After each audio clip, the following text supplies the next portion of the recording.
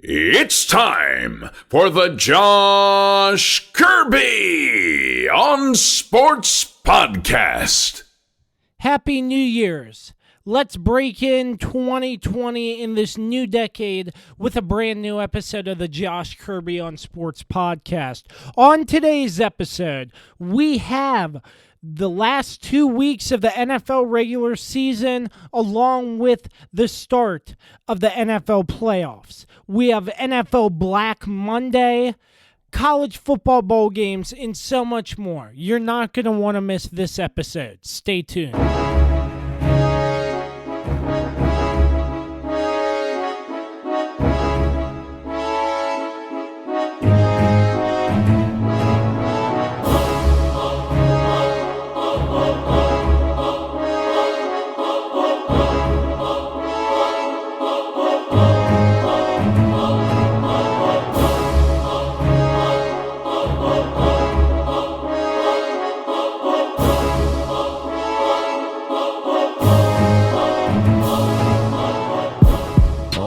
I'm glad you connected. This is Dave Johnson, voice of the Washington Wizards. You have connected to the right place because you are listening to my man, Josh Kirby, on Sports Podcast.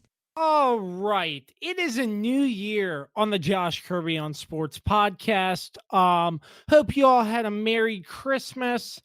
I'm sure you all missed us a lot, but we are back. It is 2020, a new decade, and joining me for this new decade of the Josh Kirby on Sports Podcast, our partner, Dan Dembski. Dan, Merry belated Christmas. Happy New Year. How are you doing, sir? Thanks, man. Hey, same to you. I hope you had a good holiday season. I'm doing pretty well, man. I'm just working right now. Trying to save that money, man. You know how it is. Oh, gotta save the money. Money makes the world go round, if you know what I mean. And that's it, man.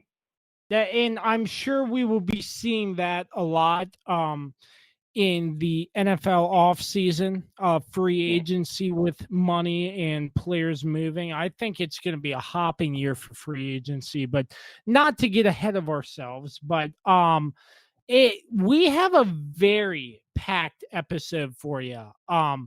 We have a lot to talk about, but before we do, we got to thank our sponsors, PM Plus Reserves and Route 11 Chips. Make sure you find a bag today inside your local Martin's Food Line and Giant stores. As always, we are part of the Mayo Please Podcast Network. You can find them on all social media platforms and all streaming platforms. Thanks, as always, to JR Beats Official, MPT Now Productions, and Dave Johnson for all they do as well. So, Dan, let's get started. Starting off with Week 16 in the NFL, the week we did not get to cover since we were off for the Christmas season. Starting out with 3 very competitive games. On Saturday, the Texans defeating the Bucs 23-20, the Patriots beating the Bills 24-17, and the 49ers, the Rams in a close one, 34-31. Let's start off here with the Texans and the Buccaneers. It was a very back and forth game. The Texans ended up winning to get a playoff spot, and I mean, this game was very back and forth, but Jameis Winston had 4 interceptions in this game. It just seems like the Texans couldn't convert off of the turnovers Jameis Winston was basically handing them.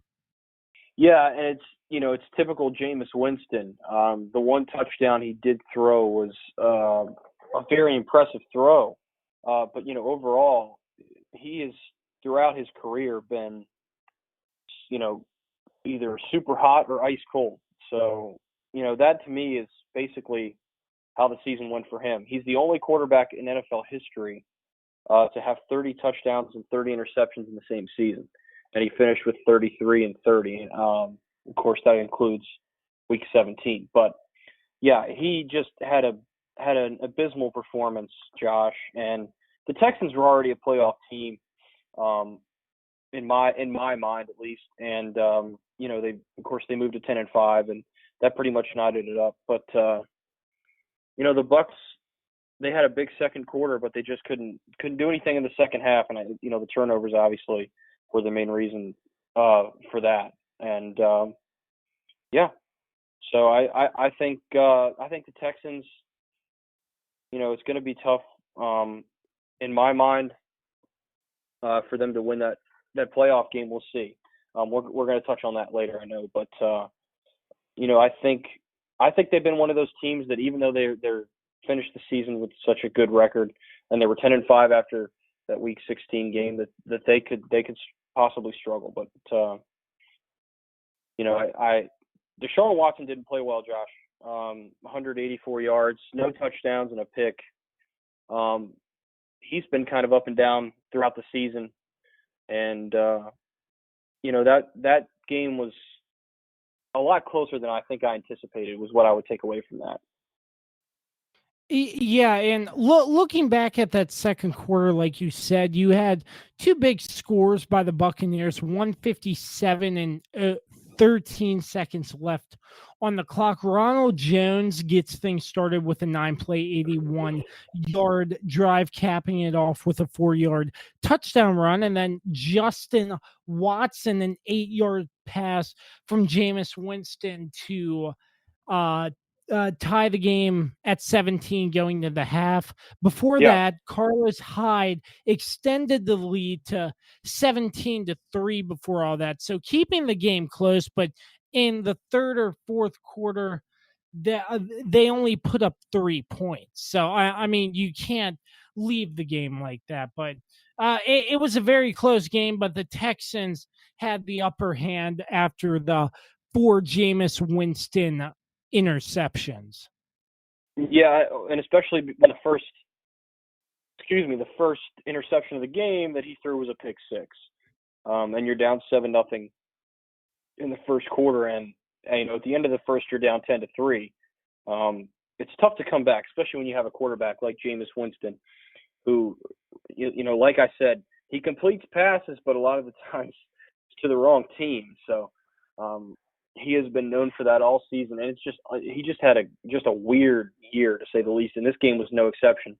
Rashad Perryman played really well, for the Bucks. He had 7 catches, 102 yards. He really has helped that football team, But if Jameis Winston continues to turn the football over, which is what he's been really done most of his career so far in the NFL, then it's going to be a long road for him, I think. Yeah, so let's move on from that one. As I said earlier, the Patriots beat the Bills 24-17. The 49ers with a walk-off field goal against the Rams in the nightcap on Saturday. I still don't get why they play games on Saturday. I absolutely hate it, but it is what it is. But I think it's due to the fact that there's no longer Thursday night games after that. And usually around Christmas, the last, 3 or 4 years, they've been doing the Saturday games. And I guess, it pulls in ratings because there's really not a lot of good college football on then. And, I would imagine that those games did pretty well, especially the Patriots-Bills game and, a lot of the games that were exciting. So, the Niners and the Rams, that was the most exciting one. It came down to the wire, and the 49ers just drilled a field goal to win it. Yeah, that game was extremely exciting and kind of sloppy on the 49ers side of things. Garoppolo didn't play really as well as I think people would have thought. Jared Goff played pretty well and really gave the Rams a chance to win. It just came down to who had the ball last, which is kind of cliche, but that's pretty much how it went. And, the 49ers are, I think, the team to beat in the NFC. And I think they showed it after that game, of course, with coming down to the end of the season. And, we'll see what happens in the playoffs with them. But Garoppolo is a pretty solid quarterback, didn't play his best game, and gave the Rams, who their defense, Josh, looked pretty decent throughout much of this game, and really hasn't been the case this season as it was the last couple of years where their defense has been so dominant. But that certainly was probably the most exciting game, and it had a big impact on the division. There's no doubt about it. All right. Going into the Sunday games, you have the Falcons beating the Jaguars week 17, 24-12. The Ravens over the Browns 31-15. The Saints over the Titans by 10, 38-28. Both QBs in that game with 3 touchdowns. You have the Colts stomping the Panthers. That was sort of a surprise. 38-6. The Dolphins and the Bengals in overtime. The Dolphins 38, Bengals 35. The Jets and the Steelers, another game I want to touch on a little bit. The Jets beat the Steelers 16-10. That was a game the Steelers really needed to win. Only 10 points by the Steelers team in the second half. It's really unacceptable against a struggling Jets franchise. Yeah, I totally agree with that. And, they kind of did the quarterback shuffle again. Both their quarterbacks saw significant playing time. Mason Rudolph and Duck Hodges, Devlin Hodges. Neither guy really played that well. The lone touchdown, of course, came from Mason Rudolph. But I believe he got injured. Yeah, he got injured. And then Duck Hodges threw 2 interceptions. So, the Steelers – look, they win that game, and they pretty much have that sixth seed locked up. Pretty much, all they have to do is win that game, and they look good in the first half. It was 10-10 at halftime, but yeah, they just came out extremely flat. And you got to put the blame on the Steelers' offense that was just uninspiring and bland and turned the football over. Of course, Duck Hodges with 2 interceptions. One, I believe, that was either in the end zone or near the end zone, if I'm not mistaken.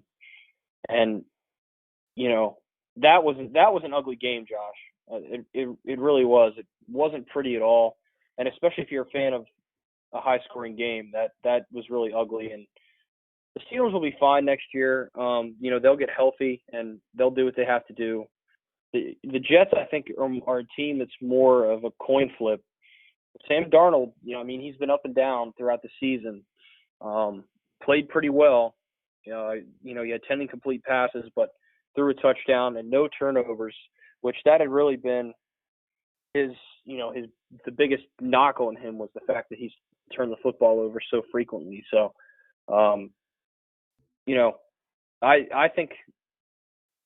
I think the Jets just wanted it more, and it's hard to say that because of how ugly the game was. In Pittsburgh, of course, no points in the second half, as you mentioned, will be killer in any football game against any team you play. Yeah, absolutely. So, moving right along, speaking of high-scoring football games, the Giants defeat the Redskins in overtime, 41-35. Dwayne Haskins went out with an ankle injury, gets replaced by Case Keenum. Daniel Jones had a pretty spectacular day, 352 passing yards and 5 touchdowns. Very back and forth game in Landover on that one. But not really much to talk about. There are 2 teams who will not be making the playoffs. Well, and there's, neither team has a defense, which is why you see so many points scored. Oh, yeah. Looks like a Big 12 football game with all those points up there. But, yeah, Daniel Jones, man, what an impressive game. Is the Redskins secondary a good barometer for, how his future is going to be? I don't think so. No. But certainly that was an impressive game. He balled out, and Case Keenum didn't play, terribly. He had a touchdown and 158 yards. But the Redskins are really going to have to make a decision next season. Of course, they have time with the quarterback situation because they kind of went back and forth a couple times. You can't do that with quarterbacks. You can do it with running backs. You can do a running back by committee. A lot of teams do that. But it doesn't really work at the quarterback position. So they got to find someone next year and stick with him and try to surround them with talent, supporting cast to help them out. So that's, I think, the Redskins' goal next year. They have to figure it out and make the decision early, and then just kind of train that player to go out and play in the regular season. Not this flip-flop stuff. It's just not gonna work. Yeah, absolutely there. So, other scores, the Broncos beat the Lions 27-17. The Raiders beat the Chargers 24-17. The Eagles beat the Cowboys 17-9 in a crucial division game that we'll talk about more of the NFC East in week 17, but this was a crucial game as in week 16 the Eagles needed to win one more in order to win the division, and I will tell you about all the scenarios and stuff. In week 17, we got the Cardinals defeating the Seahawks. The Seahawks were shut out in the second and third quarters of play. That was a huge game. That score was 27-13. Russell Wilson only putting up 169 yards. This didn't look like a Russell Wilson Seahawks team. No, but I think the fan who's seen this type of thing before would tell you that it appears the Seahawks are prepared for the playoffs. And it's possible they could have looked past them. And I don't like to say that about an NFL game, but that's just kind of, to me, Josh, what that looked like. But you got to give Kyler Murray credit, played well. And how about Kenyon Drake? My goodness, 166 yards and 2 touchdowns. He is a solid pick. Those two guys, of course, Kenyon Drake came from Miami, I believe. Yes, Miami. Yeah, he and Kyler Murray, man, if they stick together, this Cardinals team could be a team to be forced to be reckoned with for years to come. So that's, I think, what to look forward to. I don't thrash the Seahawks too much, Josh, because you're allowed to have a game where you slip up every now and then, and I think that's just kind of what happened. Yeah. So that it happens in football. You're going to have a bad week, and the Seahawks did. They're still, I think, one of the toughest teams to beat in the NFC, which we're going to talk about that playoff picture. But the NFC is just stacked and loaded with teams. So, but yeah, you got to tip your hat to the Cardinals, though, Josh, to go in to that stadium and win in front of the 12th man. It's tough to do. It's tough for anybody to do. And they played their best football game of the year, I think, and mistake-free football. And that to me was the difference. Yeah, absolutely. And let's wrap up the final two Sunday night and Monday night football games here in week 16. The Chiefs defeat the Bears 26-3, and the Packers clinch the NFC North, beating the Vikings 23-10.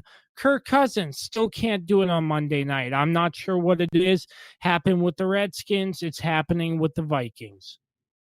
Yeah, that's an odd situation, and it's not like it was in Washington where he didn't have the talent surrounding him. I mean, he's got now in Minnesota, he's got so many great players to spread the ball to, especially Stephon Diggs, who is it's just unbelievable to watch play. So that there's really no good excuse there, and the Packers really ran the football. Rodgers didn't play very well. He threw for 200 yards, but had an interception, no touchdowns. They really relied on Aaron Jones to carry the load. 154 yards and 2 touchdowns really made all the difference that the Packers were able to pretty much run downhill and run at will against the Vikings defense.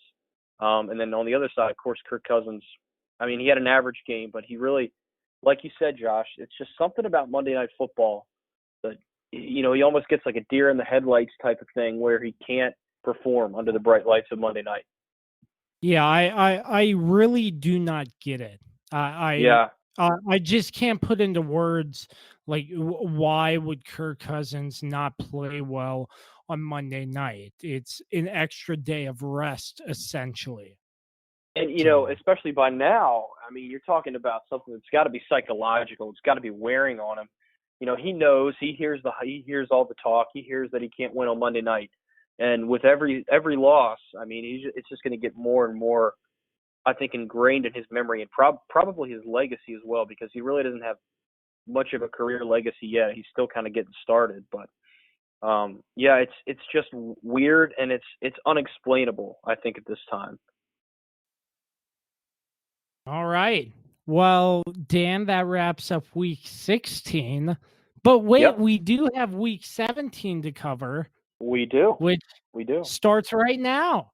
Week 17 starts off the Jets beating the Bills 13-6. The Bengals beating the Browns 33-23. The Browns fall to 6-10 on the season, and just touching on the Browns really quick. People said this year, man, this is the Browns' year, but they're 6-10. Odell Beckham wants to leave, and I heard there was one more player. I forget that report and who was named, but he wants to leave also. So the Browns are struggling, and there really needs to be a change that comes, which we'll talk about more later. But I mean, I was expecting this. I'm sure you were too, Dan. Well, yeah, I expected them to miss the playoffs. I didn't think they'd lose to Cincinnati, lowly Cincinnati, who won just one game going into that game. No, I'm talking about the record. Yeah, you know, I think we'd have to go back and listen to the podcast where we gave our preseason. Man, it feels so. It was so long ago. It was like, you know, 5 months ago. Good old memories right there. My gosh. Yeah, and I'd have to see what I picked. I think I picked them to win the division. So my take was extremely wrong, but damn. I think I might have mentioned that. You know what? I think I picked the Ravens to win the division and the Browns to finish second. But I think I picked them as a wild. Anyway, that's not the point. The point is that it's still Cleveland, and they still had at the time, you know, the same terrible front office that mismanages and misorganizes is not a word. Let me think here.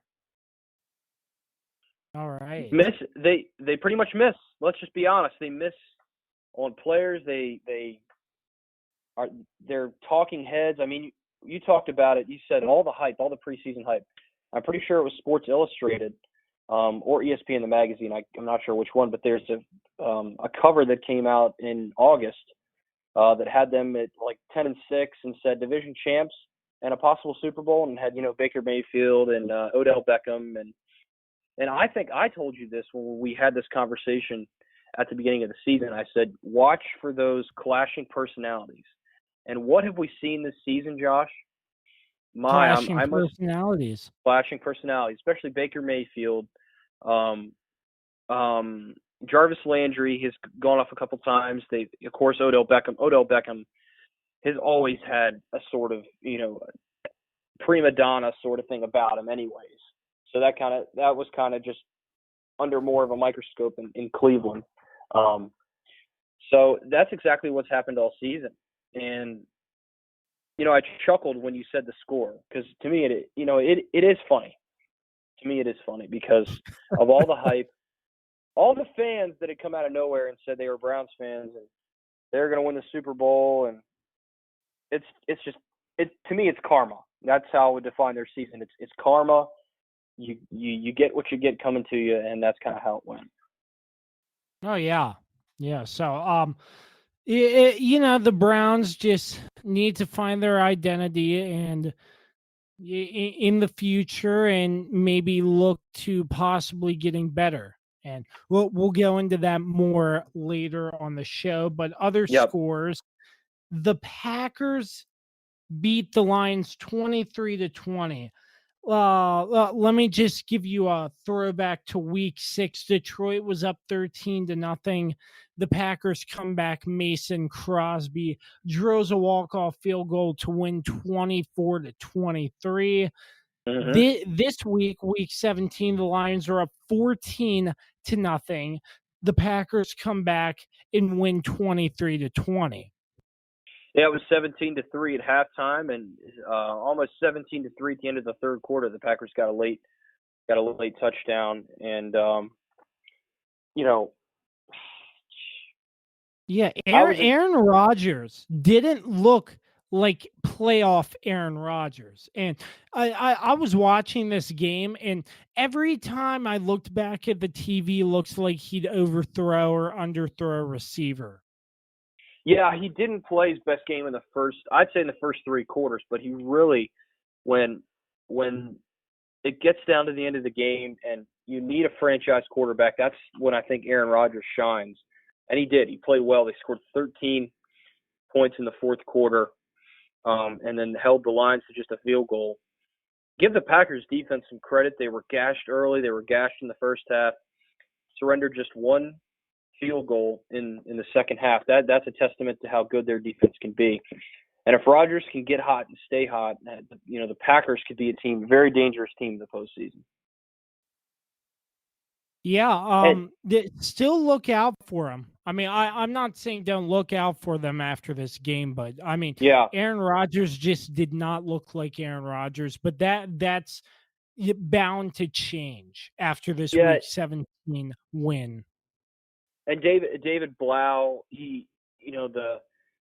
I was impressed by his first half. He didn't have a good second half. Caught a touchdown pass. That Yes, was an he did. impressive play. Going back to that first quarter or that first half, they just go out, fire trick play. He's wide open for a touchdown. Yep. And that to me is a team that says, look, we have nothing to lose.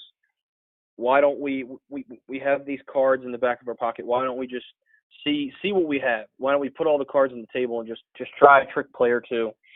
And they kind of abandoned that sort of creativity in the second half. Matt Patricia, not a good season, finishing up 3-12-1. So they definitely are a team that's rebuilding. They got to get some help around Matt Stafford when he comes back, because it's going to be a long year next year if they don't get a couple receivers, help upgrade that offensive line, because both quarterbacks have been on the run, trying to avoid not to get killed. So those are the two biggest concerns for me right now for Detroit. And if they can fix those things, I don't know if they have a shot to win the division. I think that division is pretty well in hand with Green Bay. I think most people would agree. But they could be an 8-8 team next year, maybe, or maybe even 9-7. We'll see what happens. But they blew it. I mean, quite honestly, they blew it, and they give up 20 points in the second half. And I'm sorry, you pretty much deserve to lose when you play the way they did in the second half. Yeah. So, other games to talk about. Moving on from that one, the Chiefs beat the Chargers 31-21, and with the Chiefs win and the Dolphins 27-24 win over the Patriots, the Chiefs get a first-round bye. In the Patriots, for the first time since 2002, I believe, they're playing in a wild card. The Dolphins have given New England so much trouble on the second game of their two-game split in the division. It's just crazy. I really cannot believe this, because you saw the Kenyon Drake lateral and going in for a game-winning touchdown as time expires in Miami, and then you have the Dolphins just trancing into Foxborough and beating the Patriots 27-24. This is unheard of, that Tom Brady and the New England Patriots get beat at home, especially by a team that's supposed to be tanking for a first-round draft pick.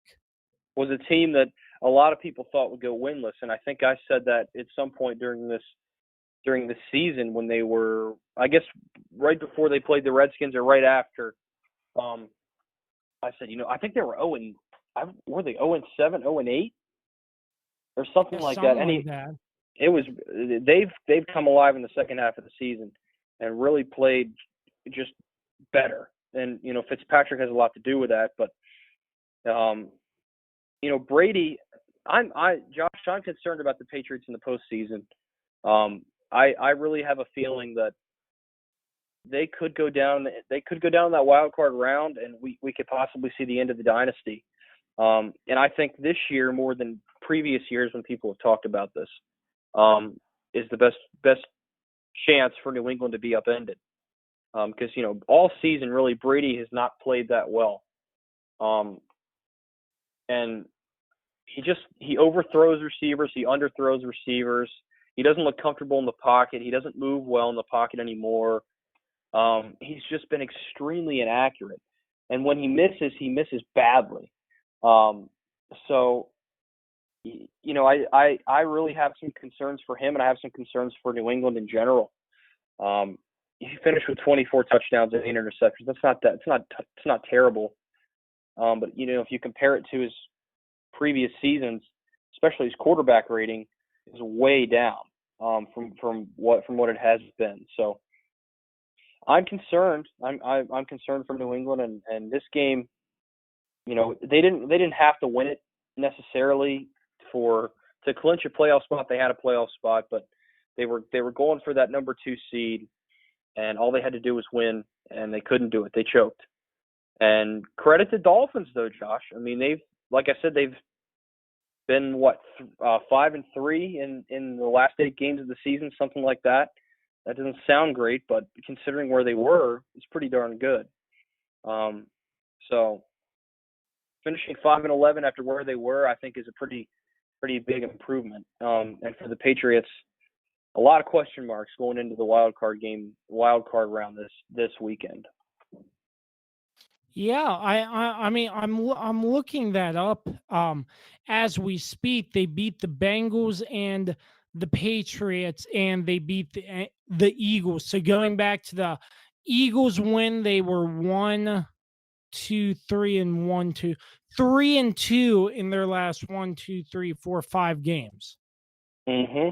So, I mean, the Dolphins, they had nothing to play for. So just go out and play your best game yet.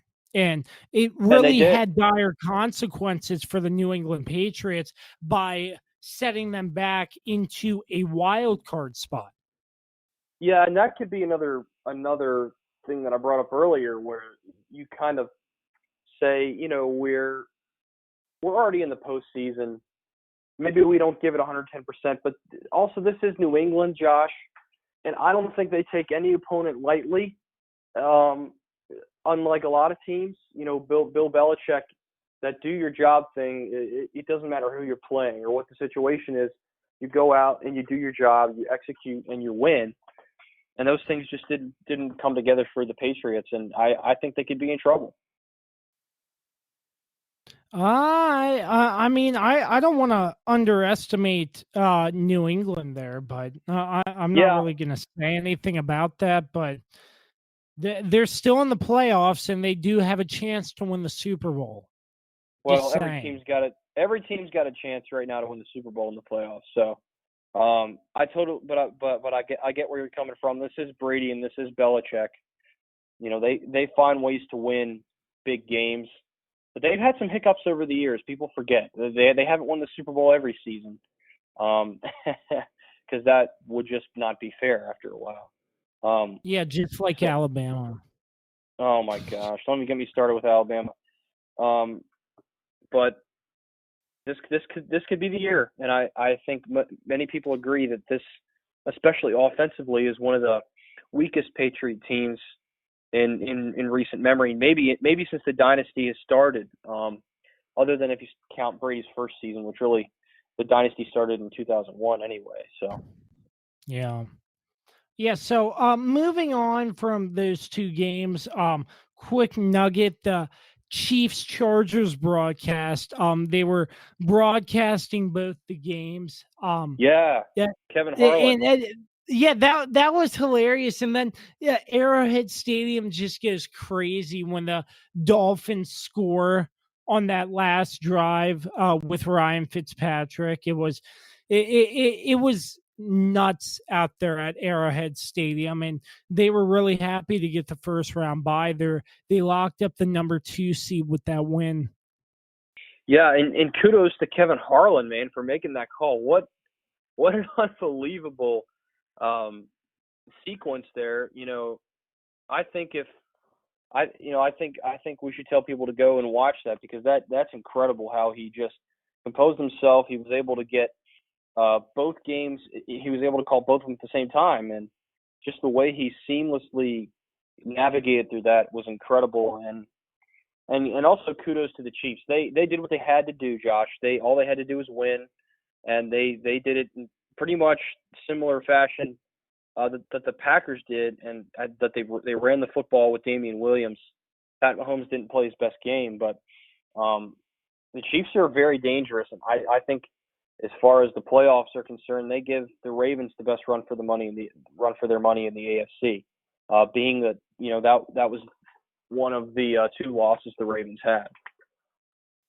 Yeah. So, Dan, if you ever become famous, I won't be surprised if I hear you calling 2 games at once. Moving right along, wow. The Chicago Bears beating the Minnesota Vikings as the Vikings locked up a wild card spot. They rested Kirk Cousins and other players. The Bears beat the Vikings 21-19. The only thing I'm going to say about the Vikings, they better hope Dalvin Cook is ready to go in the playoffs, because they really need Dalvin Cook in this wild card game, because I know whoever they're facing, it will be a tough battle. Mike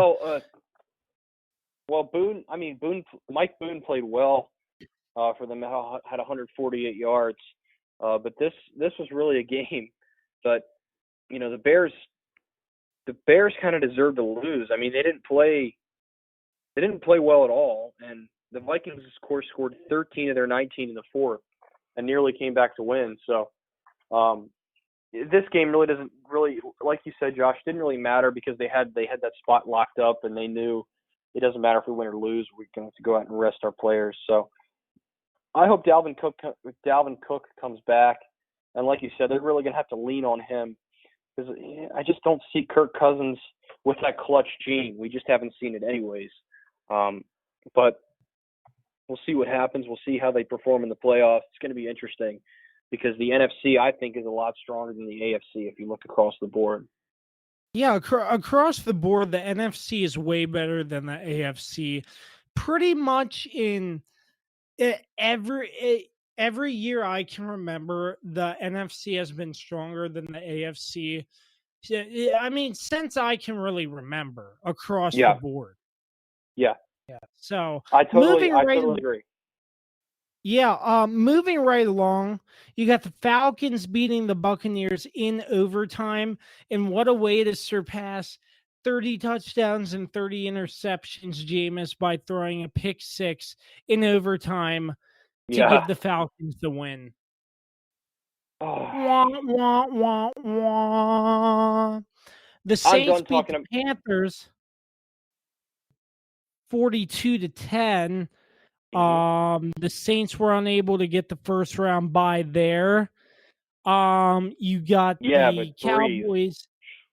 Breeze. Oh my gosh, he just tore up that Panthers secondary.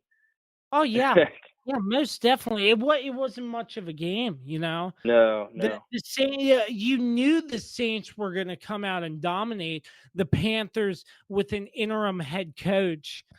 The last game of the season, it was not going to be that good of a game. Yeah, I agree. Yeah. You have the Cowboys beating the Redskins. That game doesn't matter, because the Cowboys ended up not being able to get into the playoffs due to the fact that the Eagles beat the Giants. So the Cowboys are no longer in playoff contention there. And yeah, it's good stuff. I'm glad. Good stuff. Hey, I'm glad the Redskins didn't have to do a thing, and the Cowboys still didn't make it into the playoffs. Oh, and the Redskins didn't do a thing, so it worked out in both ways. Oh yeah, Yeah, I mean the Redskins just played terrible.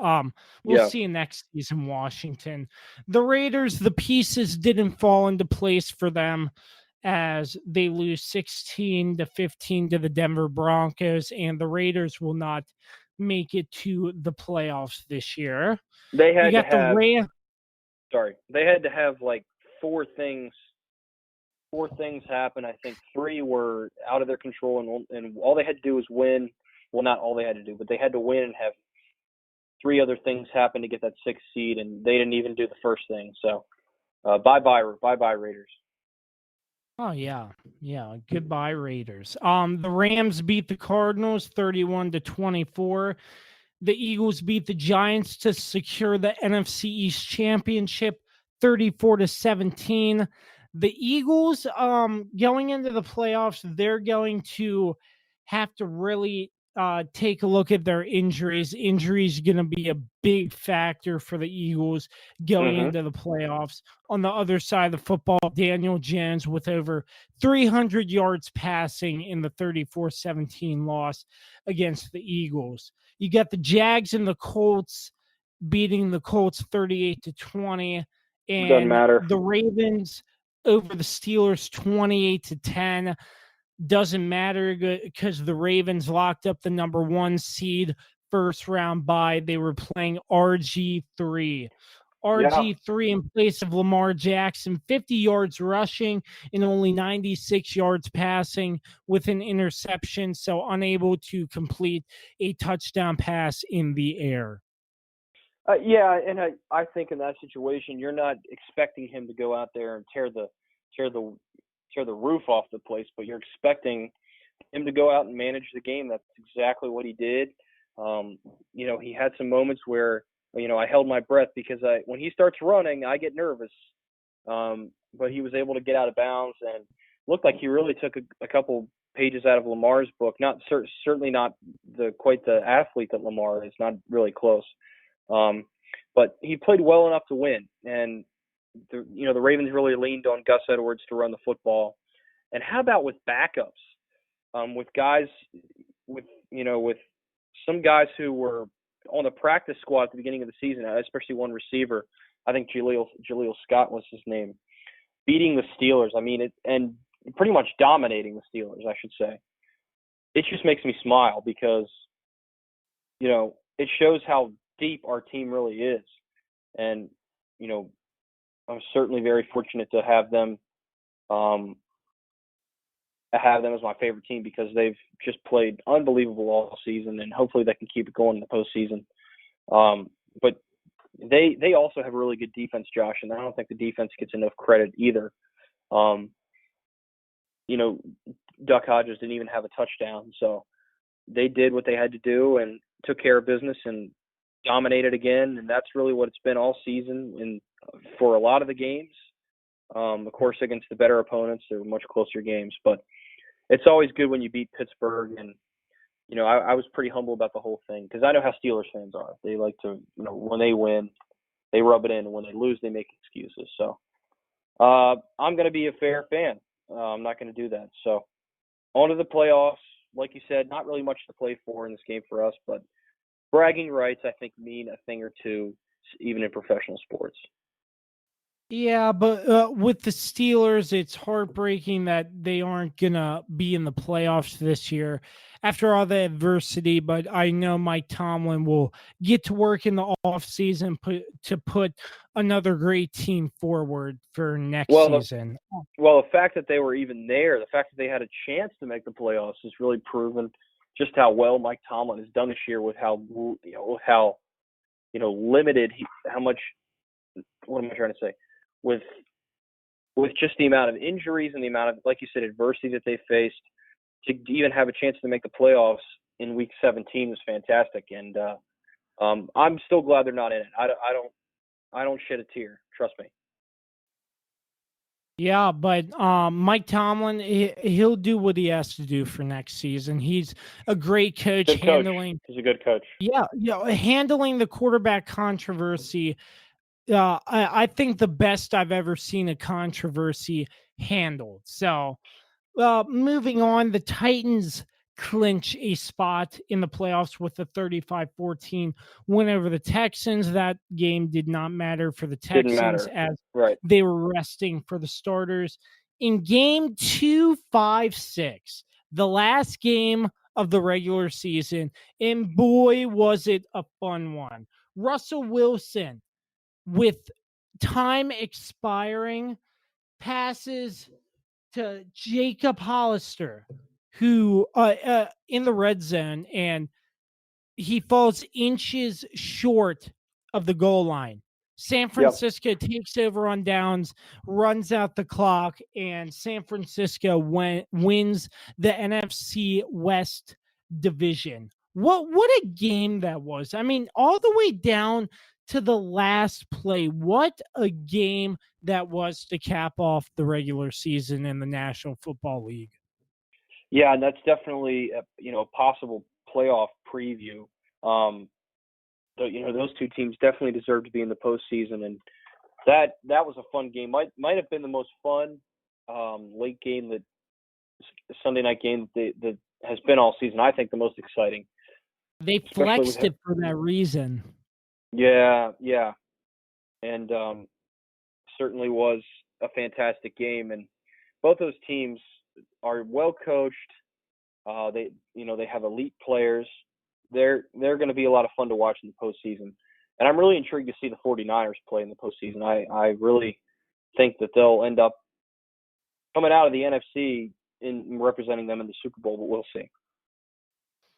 Yes, sir. So that's week 16 and 17, all recapped, all set for you. And now it's time for the playoffs. Let's do it. Oh my gosh. But yeah, before that, we have Black Monday to talk about. Black Monday around the NFL, the Monday after the final regular season game, where all the teams make a decision on whether they want to keep or fire their head coach. And I have a list of some news and notes from coaches, owners, GMs, if they have their job or not. I have most of the scoop. You can follow us at Kirby on Sports on Twitter, and we will keep you up to date. Black Monday, Dan, you ready? Let's do it. Tell me, Kirby. Educate me now. All right. So the first one, the Browns, not a surprise, firing Freddie Kitchens after their loss to Cincinnati, along with their general manager, John Dorsey. He will not be returning to the staff as well. The Redskins making a quick move to fire GM Bruce Allen. Thank the Lord. They also fire their entire coaching staff except for 5 coaches, including OC Kevin O'Connell. They fired their head trainer, Larry Hess, who has been on staff 17 years. And the Redskins have just hired former Carolina Panthers head coach Ron Rivera. I really like the hire, and along with that, they have hired Ron Rivera has hired defensive coordinator Jack Del Rio. So the Redskins are making moves early from the top down to the coaching staff and everything. Other news, the Giants fired head coach Pat Shurmur, finishing off his tenure with New York with a 9-23 record. The Jaguars head coach Doug Marrone will be returning for the 2020 NFL season.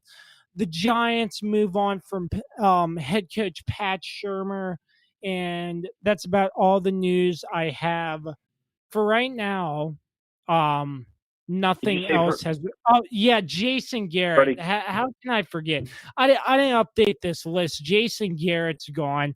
They had a meeting, Jerry Jones and Jason Garrett, and they decided Jason Garrett will not be in the Cowboys' future. It sounded pretty peaceful, pretty calm, and pretty respectful. So, unless I missed anything, Dan, I think that's about all the news we have for Did you Black Monday around the league.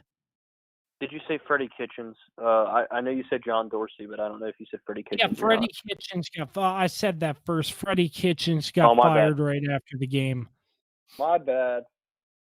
Yeah, I think all those moves were the right moves. I think Bruce Allen and the Redskins. The Redskins really cleaned house and. They did it quickly right after the game. It's not like, oh, we're gonna spend a month, talk about it, and see who we want to fire. They had to. They really had no other choice but to do it. And they should have cleaned house last year. But I think it's good. I think you need a fresh start, and I'm not saying they're going to be a playoff team next year, but certainly they're going to have a better culture than they had with Bruce Allen. It started with him. And, really it starts with Dan Snyder and saying, Happy Thanksgiving at the beginning of the press conference. It's just an odd. Dan cannot get anything right. Just so awkward, man. So awkward. That guy is. And he didn't correct himself. Well, here's what I heard it was. I heard it was an inside joke between he and Ron Rivera, because I guess they got rid of him on Thanksgiving weekend, or tried to get rid of him on Thanksgiving weekend. But it was just poorly executed, and it was so awkward. But he just kept on going, man. He acted like he didn't say anything, and just on at the press conference, and it was so strange, man. I've never seen anything like it, but it was funny during the Rivera press conference how he brought up when Washington beat Carolina and then Ron Rivera got fired, and then he ended up in Washington. He was like, "Yeah, we're good now. We're good." It's funny how that works, man. I think Carolina made a huge mistake letting him go. Because you saw, I think Ron's an excellent coach. I think the Redskins are in the right direction picking Ron Rivera. Yeah, I would agree, and I'd also say that they were even worse without Ron Rivera. Just look at how they played with their interim head coach. It just was terrible. So Ron Rivera wasn't the problem in Carolina. I think it's the owner. And I think people have said that throughout the weeks. Anyway, I'm getting distracted again. I think all the moves were right. I think the Redskins starting over, this is a good thing. And also Jack Del Rio is a great signing. He's a great defensive coordinator. They need help to rebuild that defense, and I think he's the right guy to help that. I think as far as Cleveland's concerned, they made the right move. I think Freddie Kitchens, they've been talking about him getting fired 5 weeks ago. It seems a little fast, but I just think there's so much animosity towards him from not only the front office, but also the players as well. Look at all the players who got up in his face at some point during the season and yelled. That's a good way to get yourself fired. So I think those were the right moves. And then, of course, the Giants, I think they made the right move. That's just an organization that's going to be rebuilding around a young quarterback, and they need a fresh look at things. So I think all the moves across the NFL were right. I'm not surprised Doug Marrone. They keep Doug Marrone mostly because they had some issues this year with injuries. They had some issues with personnel.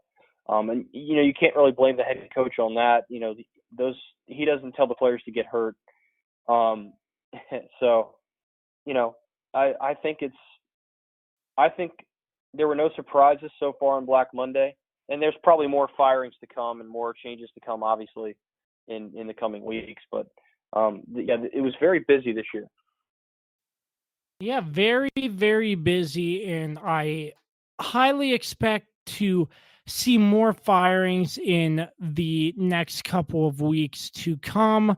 You can check us on Twitter at Kirby on Sports for all the latest news on coach firings and so much more. So that wraps up week 16, 17, and Black Monday. We're going to take a break. When we return, we'll break down the college football bowl games for you, along with a look at the playoff picture and so much more. We'll be right back. You're listening to the Josh Kirby on Sports podcast. The Josh Kirby on Sports podcast, part of the Mayo Please podcast network, is sponsored by Route 11 Chips. Make sure you grab a bag today inside your local Martin's, Food Lion, and Giant stores.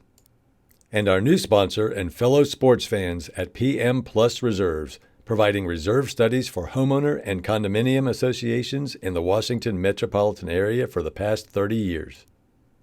Make sure you check us out on all streaming platforms via the Mayo Please and the Josh Kirby on Sports podcast. You can also find the Josh Kirby on Sports podcast on Facebook, Twitter, and Instagram, along with the Mayo Please on Twitter. Have any questions for the show? Feel free to shoot us an email at kirbyonsports@gmail.com. All right, Josh Kirby back with you on the Josh Kirby on Sports podcast, along with Dan Dembski. We're back and we're going to be talking some college football.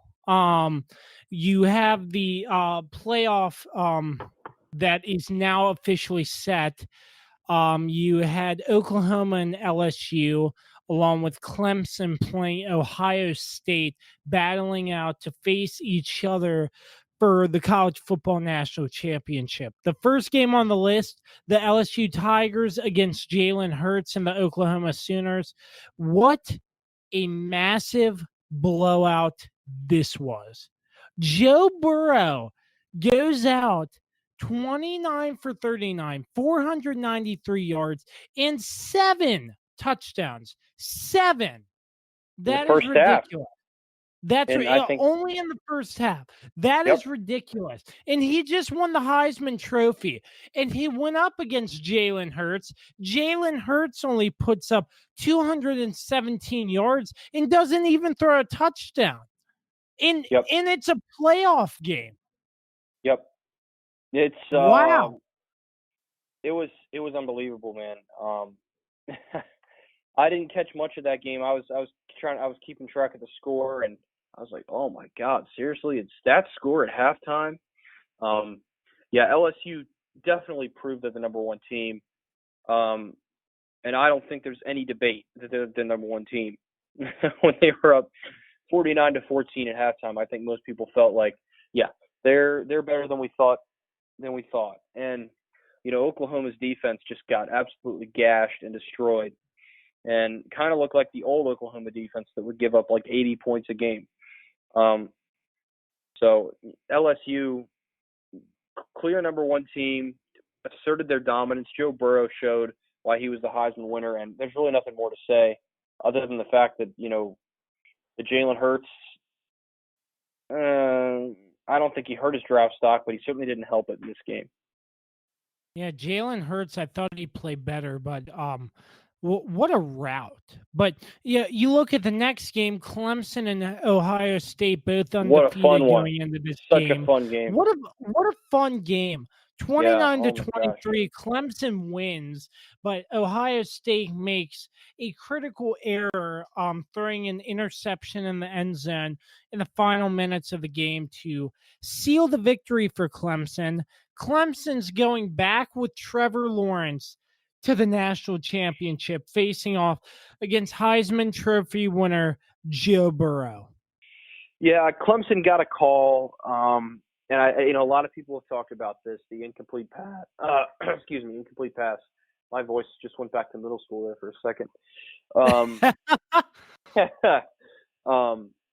It should have been a catch and a fumble.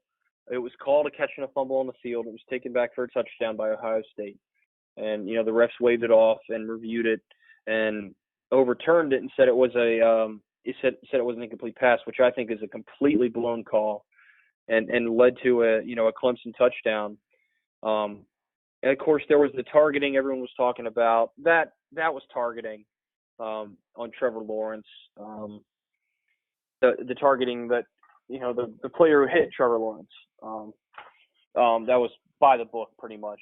So I don't really see the debate with that. But and like you said, the interception at the end, I was I was on the edge of my seat watching the end of that game. The receiver fell down, turned the wrong direction, and there was a miscommunication with Justin Fields and the receiver, and that was that. So that was a fun game because it came down to the last play, and just like you want it to be, you want the 2 versus 3 matchup in this college football playoff to be that type of game, and it was. And man, that was a fun one. And both teams deserve to be there. Clemson just got, like I said, they got a little bit lucky. They had that one call, but they did just enough to win. And Ohio State, though, they still had a fantastic season. They shouldn't feel upset about how they played because they're still a fantastic football team, and they really are going to have a bright future. Yeah, absolutely indeed. Two different sort of college football games, but it's LSU and it's Clemson in the national championship game, and we'll have a recap for you once that game is finished. Moving on to the topic we've all been waiting for, playoff football. It's the time of year where anything can happen, and it starts tomorrow. We got Buffalo and Houston, Tennessee and New England, Minnesota and New Orleans, Seattle and Philadelphia. The 1 and 2 seeds, you got the 49ers and the Packers. I'm pretty sure. Hold on. And let me just triple check myself here. The Packers and the 49ers. Yes, Packers and 49ers. The number 1 is the 49ers. The number 2 is the Packers. In the AFC, the number 1 is the Ravens. And the number 2 is the Chiefs. But the games I just listed, the Bills and the Texans, the Tennessee Titans and the New England Patriots, the Vikings and the Saints and the Seattle Seahawks and the Philadelphia Eagles are all on this weekend. Do we have a certain game you're looking out for, Dan? Ooh, on Saturday, I'm really intrigued by that Titans-Patriots game. We'll see. We'll finally get to see if the Patriots dynasty comes to an end. And a lot of people are rolling with the Tennessee Titans and Ryan Tannehill. The way he has played this season, he has turned that team around. So that's an intriguing game. And I think on Sunday, I really want to see what the Eagles are made of. I really want to see, since they are the higher seed, which is so odd to me anyway, it's just how it turned out with the division turning out the way it did. With them hosting Seattle, I really want to see how they can play because I think they're going to be heavy underdogs in this game. And certainly I think a lot of people are going to be rolling with Seattle, even after their last couple weeks haven't played their best football. Those are the two matchups I'm looking for. I think the other two games are great. I really do think the Saints dominate the Vikings, though. I really see that as a domination. And then Bills and Texans, I think, is a complete coin flip. Those two teams are very similar in a lot of ways, and they both have kind of been up and down throughout the season. So I think you flip a coin in that game, and I think the other games are really what intrigue me most. And I'm very excited, Josh. I really can't wait to watch the games this weekend. Yeah, I'm very excited too. Playoffs are finally here.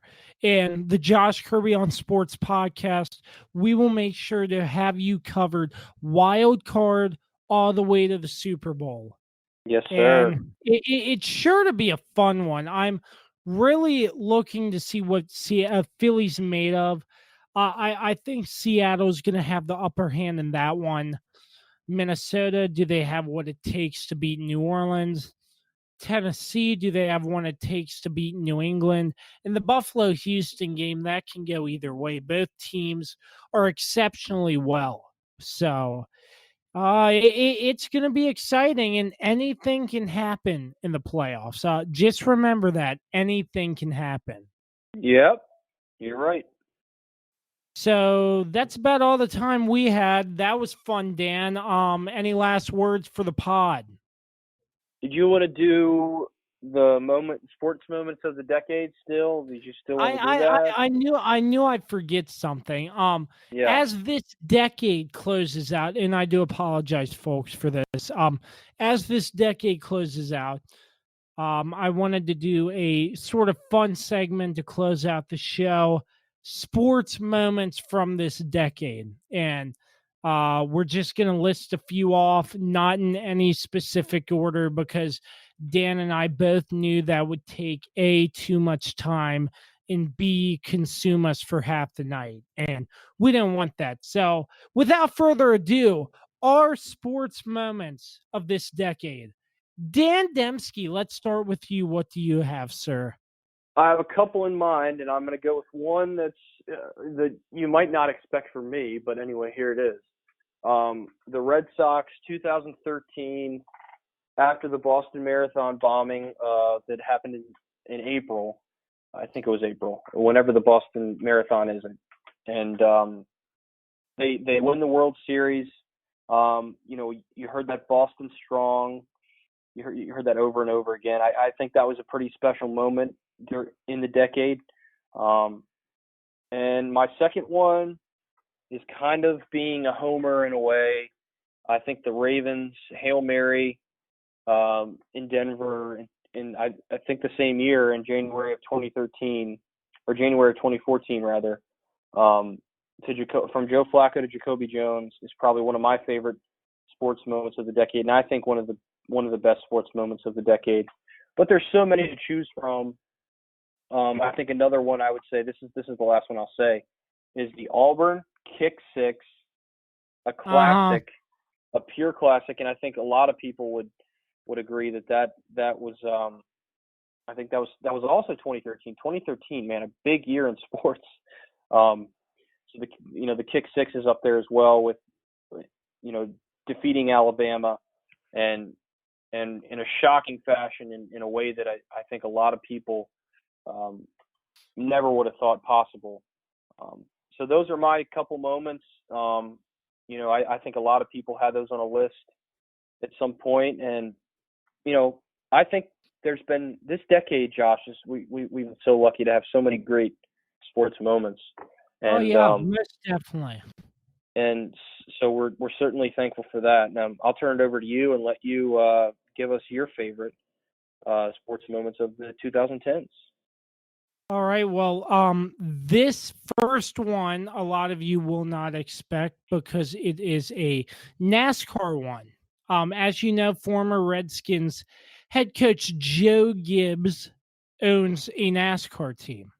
And his late son, J.D. Gibbs, who died this past year, or last year, very sad. He went through he had a disease he was battling, and it succumbed. He succumbed to it, and his son's favorite driver was Denny Hamlin. So in the Daytona 500, they were all sad, and they had this thing on every Joe Gibbs race car for JD. And as I said earlier, JD's favorite, was it JD? I think JD. So yeah, JD Gibbs. Yeah. So, anyways, JD's favorite driver was Denny Hamlin, and lo and behold, Denny Hamlin wins the Daytona 500, second and third place, both Joe Gibbs cars, and so special. Yeah, a very special moment indeed, and in the final race, the NASCAR championship, whatever they call it now, because I never watch. Joe Gibbs cars went 1, 2, and 3 in the championship. In a Joe Gibbs race car driver won the championship. So a special moment there for the Joe Gibbs racing team and the Joe Gibbs family, in my opinion. That was a very special moment in this decade. Also the Auburn kick six. I had to bring that one up. That was one of the best of all time. I unfortunately did not watch it live, but my father did, and he told me, and I did not believe him. I went back and watched the tape over and over and over again. And I was like, are you kidding me? Auburn won the Iron Bowl off of this kick six. Wow. And my last and final moment of the decade, I'm gonna be sort of a homer on this one as well. Maybe not expecting this, but the Wizards, yes, they were in the playoffs once, and they had a very good player named Paul Pierce. And I remember distinctly in a critical playoff game they needed to win, they won it. Paul Pierce was guarded by three people, steps back, yeah. shoots fade away, and wins the game. They mob him. ESPN was covering the game. Somebody from ESPN, I forget who, asked Paul Pierce, did you call that shot? He was like, no, I called game. And that, I was like, that's a legend right there. That's a legend. And the Wizards went on and lost the next round after that, but that was a huge series for the Wizards. Yeah, I forgot about that one, man. That's a good one. I'm just now remembering that. I think I saw that live. But yeah, that was an unbelievable moment. So there's just so many, and like I said, this decade has so many great sports moments, so many great athletes, so many great names. I mean, we're lucky, man. We're lucky to be able to cover sports in this time, and there's nothing better, man.